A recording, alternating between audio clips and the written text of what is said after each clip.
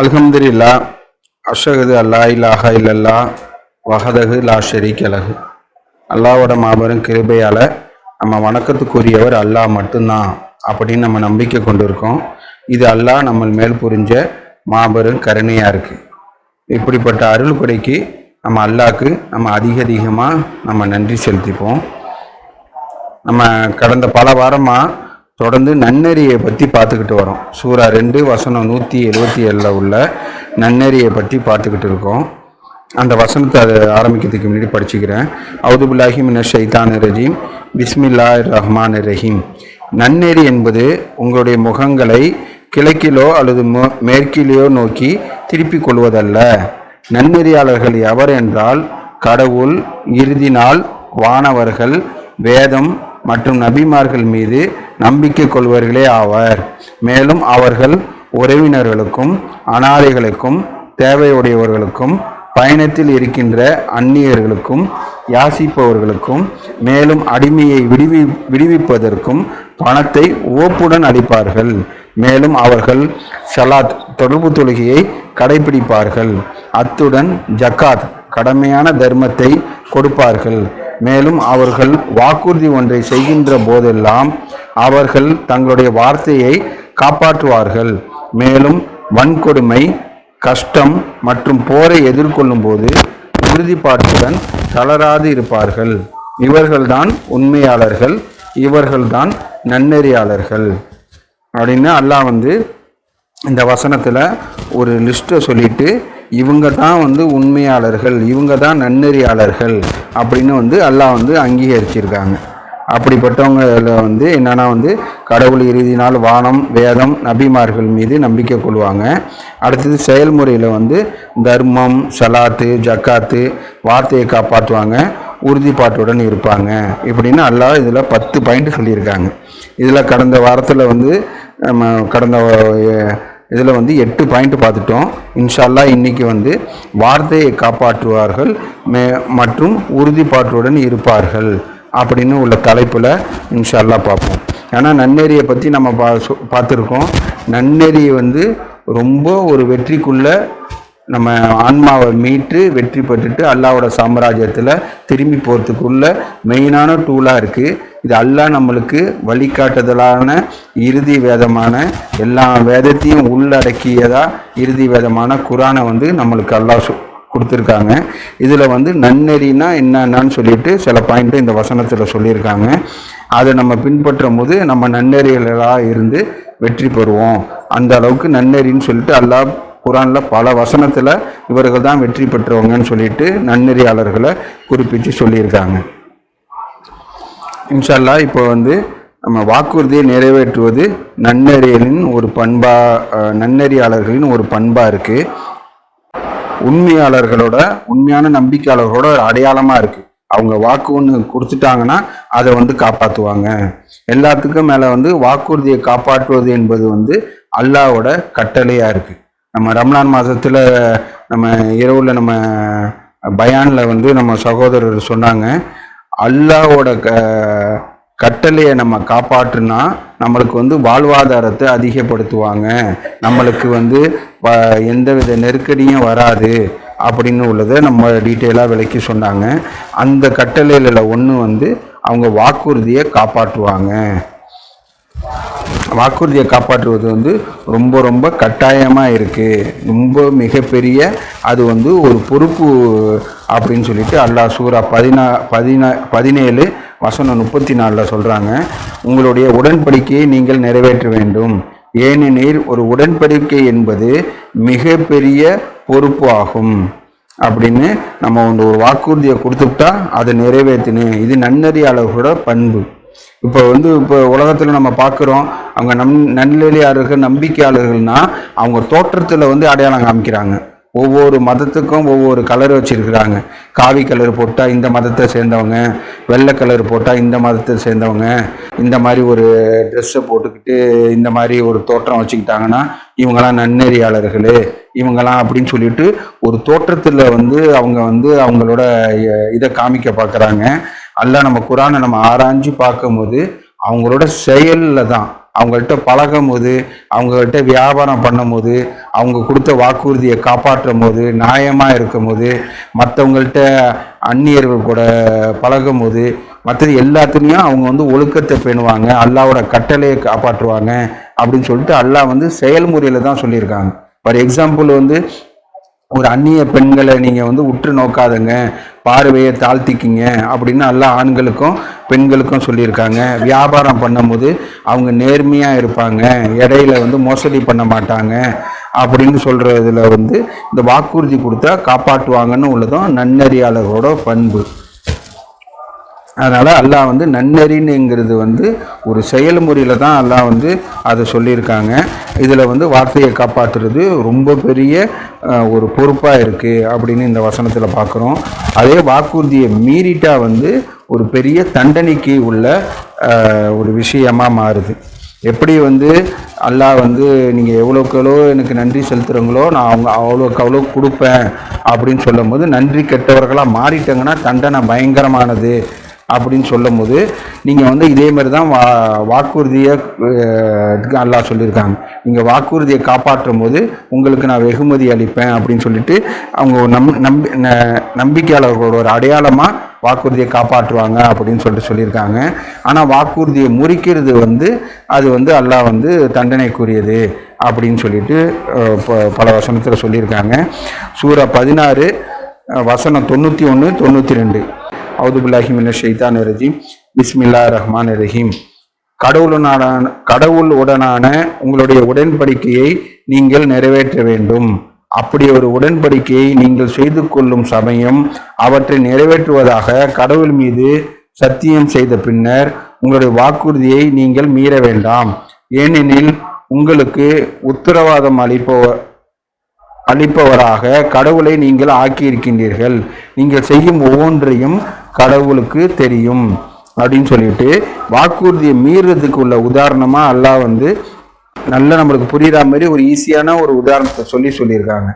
சூரா 16 வசனம் 92 உறுதிப்பட அவள் நெய்ததை பலனற்ற நூல் குவையலாக அவிழ்த்துவிட்ட நெசவாளி ஒருத்தியை போல் இருக்காதீர் அப்படின்னு. அதாவது எப்படின்னா, ஒரு நல்ல ஒரு துணி வந்து நெய்ந்து இதாக இருக்கும் போது அதை கண்ணாமனான்னு பிச்சு போட்டு ஒரு பலமற்ற ஒரு நூல் குவியலாக அவுத்து விட்டு நெசவாளி ஒருத்தியை போல் இருக்காதீங்க அப்படின்னு சொல்லியிருக்காங்க.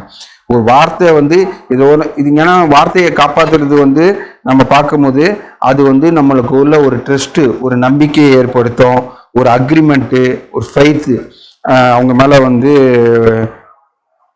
ஒரு நல்ல எண்ணத்தை கொண்டு வரோம்.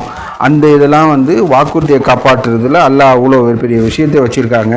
வாக்குறுதியை நம்ம ஒன்று கொடுத்துட்டு மீறும் போது நம்மளோட இதையே வந்து நம்ம வந்து வீணாக்கிக்கிற மாதிரி அல்லாஹ் எப்படி ஒரு நல்ல வார்த்தையை சொல்லும் போது அது வந்து ஸ்ட்ராங்கான வேர் உள்ள மரத்தை போடுறது. நல்ல வார்த்தையை நீங்கள் உச்சரிச்சங்கன்னா அது ஸ்ட்ராங்கான மரம் உள்ள வேறு போல அது பல நாட்களுக்கு வந்து உங்களுக்கு அதுலேருந்து நீங்கள் பலன் பெற முடியும்.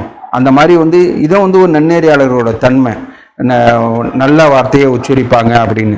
இந்த மாதிரி நம்ம வந்து ஒரு நல்ல வார்த்தையை உச்சரிக்கும் போது அது ஒரு ஸ்ட்ராங்கான பேர் உள்ள பழமொழி. இப்போ நம்ம ஒரு நல்ல வார்த்தையை சொன்னால் கூட பல நாட்களுக்கு பிறகும் அதுலேருந்து நம்மளுக்கு வந்து பலனுக்கு தரும் அப்படின்னு சொல்லிட்டு அல்லாஹ் சொல்லியிருக்காங்க. இதே நம்ம ஒரு கெட்ட வார்த்தையை நம்ம சொல்லும் போது அது வேறே இல்லாத ஒரு சின்ன செடி மாதிரி, அதுலேருந்து எந்த பலனும் வராது.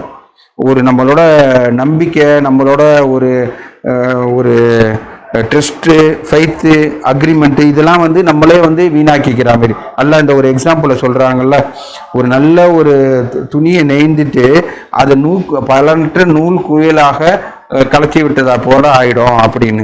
இந்த மாதிரி ஒரு வாக்குறுதியை வந்து நிறைவேற்றுறதை வந்து அல்லாஹ் நம்மளுக்கு அவ்வளோ ஒரு இம்பார்ட்டண்டாக சொல்லியிருக்காங்க.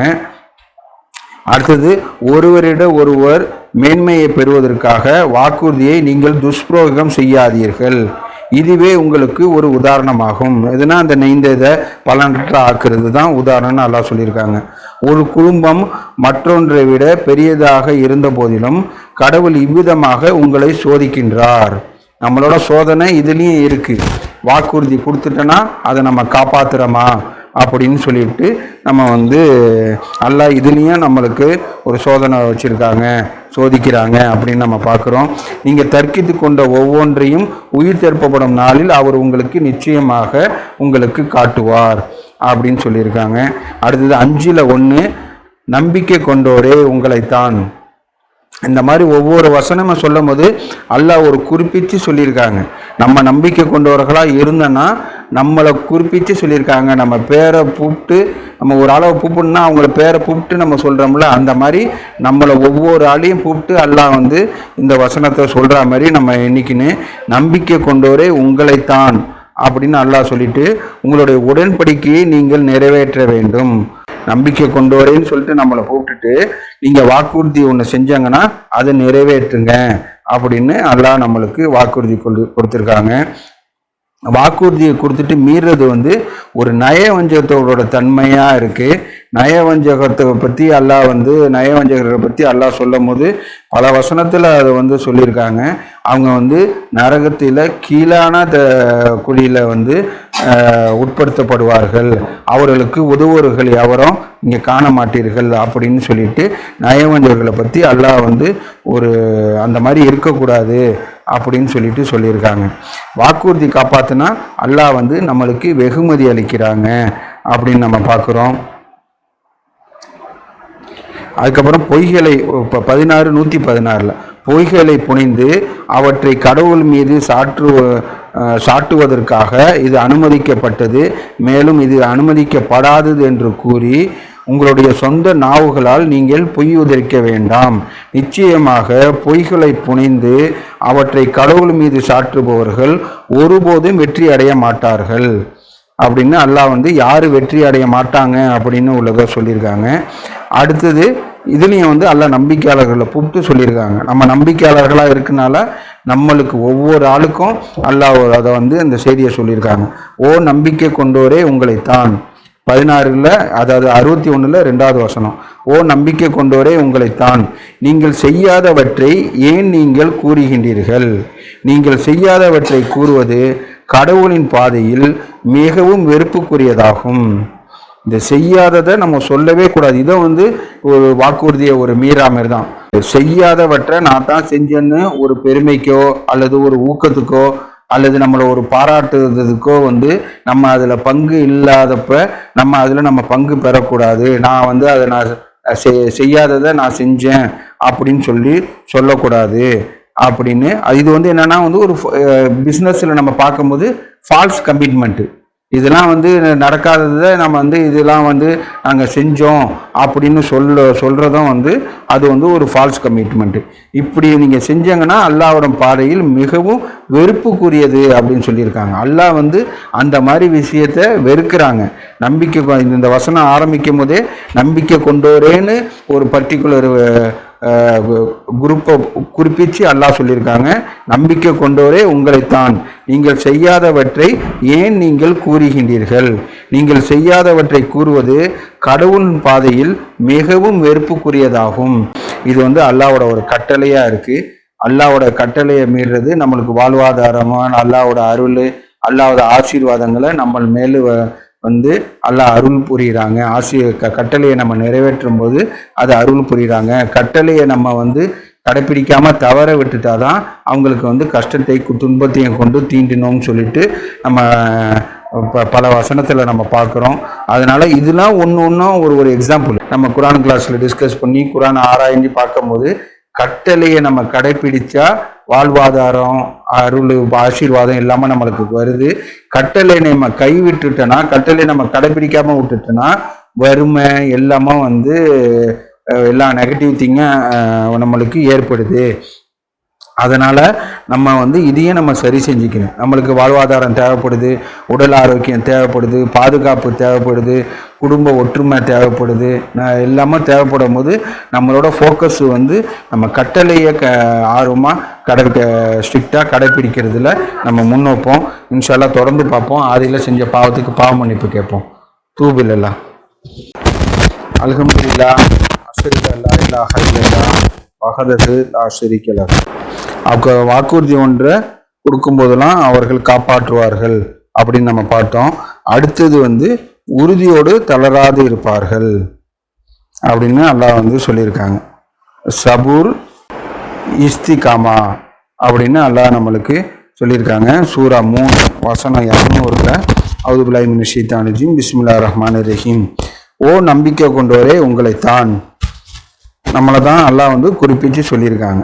நீங்கள் உறுதிப்பாட்டுடன் தளராது இருக்க வேண்டும், நீங்கள் விடாமுயற்சியோடு இருக்க வேண்டும், நீங்கள் ஒற்றுமையோடு இருக்க வேண்டும், நீங்கள் வெற்றி அடையும் பொருட்டு நீங்கள் கடவுளை கருத்தில் கொள்ள வேண்டும் அப்படின்னு அல்லாஹ் இது கட்டளையை அடுக்கடுக்கா இந்த வசனத்தில் சொல்லியிருக்காங்க. நீங்கள் ஓ நம்பிக்கை கொண்டவரே உங்களைத்தான், நீங்கள் உறுதிப்பாட்டுடன் இருக்க வேண்டும், நீங்கள் விடாமுயற்சியோடு இருக்க வேணும், நீங்கள் ஒற்றுமையோடு இருக்க வேணும், நீங்கள் வெற்றி அடையும் பொறுத்து கடவுளை கருத்தில் கொள்ள வேணும் அப்படின்னு சொல்லிட்டு அல்லாஹ் இதில் 4 பாயிண்ட்டை சொல்லியிருக்காங்க. இதை அல்லாவோட ஒரு கட்டளையாக இருக்குது. உறுதிப்பாட்டோட விடாமுயற்சியோடு இருக்கணும். உறுதிப்பாட்டோட விடாமுயற்சியோடு இருக்குன்னா நம்மளுக்கு அல்லாஹ் நம்மளுக்கு பேசிக் கட்டளை சொல்லியிருக்காங்க. நான் அல்லாஹ் மட்டும்தான் வணக்கத்துக்குரியவர், அல்லாவை மட்டும்தான் நான் வணங்குவேன், அவருடன் வேற யாரையோ எந்த நபிமார்களையோ தூதர்களையோ மார்க்க அறிஞர்களையோ நான் சேர்த்து அழைக்க மாட்டேன், அல்லாவை சார்ந்திராம எந்த ஒன்றுக்கும் யாருக்கும் சக்தி இல்லை அப்படின்னு நான் நம்பிக்கை கொண்டிருக்கேன் அப்படின்னு உள்ளதில் நம்ம ரொம்ப உறுதியோடு இருக்கணும். இந்த இதை குலைக்கிறதுக்கு தான் பல வகையில் சைத்தான் இடையூறு பண்ணுவான். நம்மளுக்கு பல வகையில் நல்லது சொல்கிற மாதிரி கெட்டது போதிப்பான். குரான் இல்லாத வேற இடத்துலேருந்து இப்படி போட்டிருக்கு, இப்படி இவங்க சொல்லியிருக்காங்கன்னு அப்படி ஒரு ஒரு தப்பான செய்தியை பரப்புறது, அல்லாவுடன் சேர்த்து மற்ற பேரை சேர்த்து அழைக்கிறதுக்கு பல வகையில் இது சைத்தான் இடையூறு பண்ணும்போது நம்ம இந்த விஷயத்தில் உறுதியோடு தளராது இருக்கணும். எந்த சூழ்நிலை இருந்தாலும் சரி, அல்லாஹ் எனக்கு ஆசீர்வாதம் புரிஞ்சு நான் ரொம்ப பெரிய ரிச்சாக ஆகினா கூட என்னோட இந்த ஸ்டாண்டிலேருந்து நான் மாற மாட்டேன், அல்லாவை மட்டும்தான் நான் வணங்குவேன், அதேமாரி குரானை மட்டும்தான் நான் மார்க்க ஆதாரமாக நான் எடுத்துப்பேன் அப்படின்னு உள்ளதில் ஸ்ட்ராங்காக இருக்கணும். அதே ஆசீர்வாதத்தை புரிஞ்சும் போதும் இல்லை ஒரு பிஸ்னஸில் ஏற்றம் இறக்கம் இருக்கும்போது எல்லா சூழ்நிலையும் நம்ம இந்த விஷயத்தில் உறுதியோடு விடாமுயற்சியோடு இருக்கணும். இப்படி இருக்கிறது அல்லாவோட கட்டளையாக இருக்குது. இதில் இது ஒரு சோதனையாகவும் இருக்குது. எந்த சூழ்நிலையும் நம்ம உறுதியோடு விடாமுயற்சியோடு இருக்கணும் அப்படின்னு நம்ம பார்க்குறோம். அதுக்கப்புறம் எனவே நீர் பின்பற்றுமாறு உமக்கு கட்டளையிடப்பட்ட பாதையை உம்முடன் திருப்தி அடைந்தவர்களுடன் ஒன்று சேர்ந்து தொடர்ந்து செல்வீராக, மேலும் வரம்பு மீறாதீர்கள், அவர்கள் செய்யும் ஒவ்வொன்றையும் கடவுள் பார்ப்பவராக இருக்கின்றார். 11:112 அல்லாஹ் சொல்லியிருக்காங்க. நம்மளுக்கு கட்டளையிட்டதை நம்ம தொடர்ந்து செய்யணும், வரம்பு மீறக்கூடாது. ஆனால் உண்மையானவரோட நம்பிக்கை, அதாவது உண்மையான நம்பிக்கையாளர்களோட தன்மை என்னன்னா கேட்டோம் கட்டுப்பட்டோம். அல்லாஹ் கட்டளைன்னு குர்ஆன் வசனத்தில் ஒரு கட்டளை இட்டுட்டாங்கன்னா அல்லாஹ் சொல்லியிருக்காங்க நான் செயல்படுத்துகிறேன்னு சொல்லிட்டு அதில் எந்த வித ப்ளஸ்ஸும் மைனஸும் இல்லாமல் குறைச்சி செய்யாமல் வரம்பு மீறியும் போயிடாமல் அல்லாஹ் கட்டளை இட்டிருக்கிறத நம்ம அவங்க நிறைவேற்றுவாங்க அப்படின்னு சொல்லியிருக்காங்க. அதுக்கப்புறம் சூரா 2 வசனம் 153 இதுலேயும் அல்லாஹ் நம்பிக்கை கொண்டவர்களேன்னு குறித்து சொல்லியிருக்காங்க. நம்ம நம்பிக்கை கொண்டவர்கள்னு இருக்கமா அப்படி இந்த வசனத்தை இந்த மாதிரி குறித்து சொல்கிறதுல பல அளவுக்குள் இதில் இருக்குது. ஓ நம்பிக்கை கொண்டவரே உங்களைத்தான் நான் அல்லாஹ் நம்பிக்கை கொண்டவங்களை நீங்கள் இந்த மாதிரி செய்யுங்க அப்படின்னு சொல்லியிருக்காங்க. இந்த மாதிரி செஞ்சாதான் அவங்க நம்பிக்கை கொண்டவங்க. இப்படியே நம்ம பார்க்கலாம். இப்போ ஒரு விஷயத்த சொல்லி அல்லாஹ் நம்பிக்கை கொண்டவர்களேன்னு கூப்பிட்டு அல்லாஹ் ஒரு விஷயத்த சொல்லியிருக்காங்க. அதை செய்கிறவங்க தான் நம்பிக்கை கொண்டவங்க, நம்பிக்கை கொண்டவங்க தான் அதை செய்வாங்க அப்படின்னு அப்படி அல்லாஹ் ஒரு அளவுகோலாக அதை சொல்லியிருக்காங்க. ஓ நம்பிக்கை கொண்டவரே உங்களைத்தான் உறுதிப்பாட்டுடன் சலாத் தொடர்பு தொழுகையின் மூலம் ஒதிவிட்டிடுங்கள், உறுதிப்பாட்டுடன் தொடர்ந்து இருப்பவர்களுடன் கடவுள் இருக்கின்றார். இன்னல்லாக மாஷாபிரீன் இந்த வசனம் அல்லாஹ் இந்த வார்த்தையை அல்லாஹ் பல வசனத்துல சொல்லிட்டு இருக்காங்க. உறுதிப்பாட்டுடன் அல்லாஹ் இருக்காங்க. யாரு கூட அல்லாஹ் இருக்காங்கன்னு சொல்லும் போது உறுதிப்பாட்டோட விடாமுயற்சியோடு இருக்கிறவங்க கூட அல்லாஹ் இருக்காங்க. நான் எந்த சூழ்நிலையில இருந்தானா நான் அல்லாஹ்வை மட்டும்தான் வணங்குவேன், அல்லாஹ்வுடன் சேர்த்து வேற யாரையும் அழைக்க மாட்டேன், ஈவன் என் பெற்றோர்கள் வந்து எனக்கு என்னை அல்லாஹ்வுடன் சேர்த்து மற்றவங்கள சேர்த்து அழைக்க சொன்னால் கூட நான் கேட்க மாட்டேன். அல்லாஹ் வந்து குரானில் பெற்றோர்கள் சொன்ன இதுக்கு வந்து கட்டுப்படுங்க அப்படின்னு சொல்லிட்டு எல்லாத்துலேயும் அல்லாஹ் சொல்லியிருக்காங்க. ஒன்றே ஒன்றில் மட்டும் விதிவிலக்கு பண்ணியிருக்காங்க. ஏன்னா அவங்க அல்லாஹ்வுடன் சேர்த்து மற்றவங்கள போதிக்கும்படி உங்களுக்கு வந்து சொன்னாங்கன்னா அவங்களோட வார்த்தைக்கு கீழ்ப்படியாதுங்கன்னு சொல்லிட்டு அல்லாஹ் ஒரே ஒரு விஷயத்தில் மட்டும் அண்டர்லைன் பண்ணி சொல்லியிருக்காங்க. ஈவன் அந்த மாதிரி பெற்றோர்கள் சொன்னால் கூட நான் அல்லாஹ்வுடன் சேர்த்து நான் மற்றவங்கள சேர்த்து அழைக்க மாட்டேன் அப்படின்னு உறுதியோடு விடாமுயற்சியோடு இருக்குன்னு இப்படி இருக்கிறவங்க கூட அல்லாஹ் இருக்கேன் அப்படின்னு சொல்லியிருக்காங்க. இதே வார்த்தையை சூரா 8 வசனம் 46 அல்லாஹ் சொல்கிறாங்க. நீங்கள் கடவுள் மற்றும் அவர்கள் தூதர்களுக்கு கீழ்ப்படிய வேண்டும். மேலும் நீங்கள் தோல்வியுற்று உங்களுடைய சக்தியை சிதறடித்து விடாதிருக்கும் பொருட்டு உங்களுக்கிடையில் தர்க்கித்து கொள்ளாதீர்கள். நீங்கள் உறுதிப்பாட்டுடன் விடாமுயற்சி செய்ய வேண்டும். உறுதிப்பாட்டுடன் விடாமுயற்சி செய்பவருடன் கடவுள் இருக்கின்றார் அப்படின்னு சொல்லிட்டு இந்த வசனத்துலேயும் அல்லாஹ் வந்து சொல்லியிருக்காங்க. இந்த வசனத்தில் ஒன்று அல்லாஹ் சொல்லியிருக்கிறது என்னங்கன்னா வந்து உங்களுக்கு வந்து சக்தியை வந்து நீங்கள் சிதறடிக்காத இருக்கும் பொருட்டு உங்களிடையே வந்து தர்க்கித்து கொள்ளாதீங்க அப்படின்னு டிஸ்கஷன் பண்ணலாம். ஒரு அழகிய முறையில் வந்து விவாதம் வச்சுக்கலாம். தர்க்கிக்க கூடாது அப்படின்னு சொல்லியிருக்கேங்க. ஏன்னா இந்த மாதிரி இந்த இந்த எல்லையை வந்து நம்ம வந்து எல்லாரும் உணர்ந்து பார்க்கணும். ஏன்னா சில சமயத்துக்கு நம்ம அல்லாஹ்வோட வசனத்தை தான் எடுத்து சொல்கிறோம் அப்படின்னு சொல்லிவிட்டு ஒரு தர்க்கம் மாதிரி போயிட்டு ஒருத்தவங்க தாக்கி பேசிக்கிறது, இன்னும் கை கலப்புலாம் வந்து போகிற மாரி நிறைய டிபேட்லாம் நம்ம பார்த்துருக்கோம். முடியும் போதெல்லாம் வந்து ரொம்ப ஒரு பெரிய வகையில் வந்து அந்த டிபேட் முடிஞ்சதெல்லாம் நம்ம பார்த்துருக்கோம். அந்த மாதிரி இல்லாமல் அழகிய முறையில் விவாதம் பண்ணுங்க, தர்க்கித்து கொள்ளாதீங்க அப்படின்னு சொல்லியிருக்காங்க. தர்க்கித்து கொள்ளணுன்னா வந்து நம்மளோட சக்தியை நம்மளே வந்து சிதறடித்து விட்டா மாதிரி ஆகிடும் அப்படின்னு சொல்லியிருக்காங்க. இந்த விஷயத்தில் எந்த விஷயத்தில் அல்லாஹ்வோட கட்டளையை காப்பாற்றுறது, அல்லாஹ்க்கும் தூதருக்கும் கீழ்ப்படுகிறதுல வந்து உறுதியோடு விடாமுயற்சியோடு இருக்குன்னு அப்படின்னு சொல்லிட்டு நம்ம பார்க்குறோம். இல்லை அல்லாஹ்க்கு கீழ்ப்படிங்க தூதருக்கு கீழ்ப்படிங்கள்னு உள்ளது நம்மளுக்கு புரியும். இருந்தும் நினைவூட்டுக்கிறேன், தூதருக்கு கீழ்ப்படுகிறதுன்னு சொல்கிறது தூதர் கொண்டு வந்த தூது செய்திக்கு கீழ்ப்படுகிறது. முகமது நபி அல்லாஹ்கிட்டேருந்து பெற்று தந்த முகமது நபி மூலியமா அனுப்புன தூது செய்தியான குரானை பின்பற்றுறது தான் தூதரை பின்பற்றுறது. அதனால் காட் அலோன், குரானு தான் சோர்ஸ் ஆஃப் ரிலீஜியன் அப்படின்னு உள்ளதில் நம்ம எந்தவித காம்ப்ரமைஸும் ஆகக்கூடாது. எல்லா சூழ்நிலையிலையும் நம்மளோட ஸ்டாண்டு இதாக தான் இருக்குன்னு, இதில் எந்தவித தடுமாற்றமோ எந்தவித இருக்கக்கூடாது, இந்த சந்தேகம் கொள்ளக்கூடாது, அதை வந்து தர்க்கித்து கொள்ளக்கூடாது அப்படின்னு உள்ளதை பார்க்குறோம். ஏன்னா இந்த இதில் வந்து அல்லாஹ் மாபெரும் பெரிய வெற்றியை வச்சுருக்காங்க. உறுதிப்பாட்டுடன் இருக்கிறது வந்து ஒரு பெரிய ஒரு வெற்றி இருக்குது. 46:13 அல்லாஹ் சொல்லியிருக்காங்க. நிச்சயமாக கடவுள்தான் எங்கள் இரட்சகர் என கூறி நன்னறியான ஒரு வாழ்வு நடத்துவர்களுக்கு அச்சம் எதுவும் இருக்காது, அன்றி அவர்கள் துக்கப்படவும் மாட்டார்கள். இந்த ரெண்டுத்துக்கு தான் நம்ம வந்து பயப்படுறோம். நம்ம துக்கம், நம்மளுக்கு ஏதாவது வந்து ஒரு நஷ்டம் வந்துடுமோ, அல்லது ஏதாவது பாதுகாப்பின்மை வந்துடுமோ, அல்லது பிஸ்னஸ் லாஸ் ஆகிடுமோ, எந்தவித ஒரியும் இருக்கக்கூடாது. எதனால் எப்படிப்பட்டவங்களுக்குனா வந்து நன்னறியான அல்லாஹ் தான் எங்களுக்கு இரட்சகர்னு சொல்லி நன்னறியான காரியங்கள் செய்கிறவங்களுக்கு வந்து அச்சப்பட எதுவும் இருக்காது, துக்கப்படவும் இருக்காது. அந்த மாதிரி உள்ள ஒரு லைனில் வந்து நம்ம ஒரு ஸ்டெடியாக இருந்தோன்னா எல்லாமும் நம்மளை பின்தொடர்ந்து வரோம். அல்லாஹ் வந்து பைபிளில் சொல்லியிருக்காங்கல்ல, seek God's kingship over you and everything will follow. அல்லாவோட சாம்ராஜ்யத்தில் நம்ம அல்லாவோட நம்ம தேடும் போது நம்மளை சேர்ந்து நம்மளை தானாக வந்து அடையும். நம்ம ஒரு பிஸ்னஸ் பண்ணும்போது அதில் ஒரு பறக்கத்து வந்து லாபம் வரும். அதில் வந்து நம்ம வந்து ஒரு நல்ல முறையில் குடும்பத்தில் இருக்கும்போது ஒரு பாசம் அன்பு ஏற்படுத்தி நம்மளுக்குள்ள ஒரு ஒற்றுமை வரும்.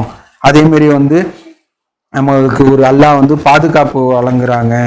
நிறைய வசனம் அல்லாஹ் சொல்லியிருக்காங்க.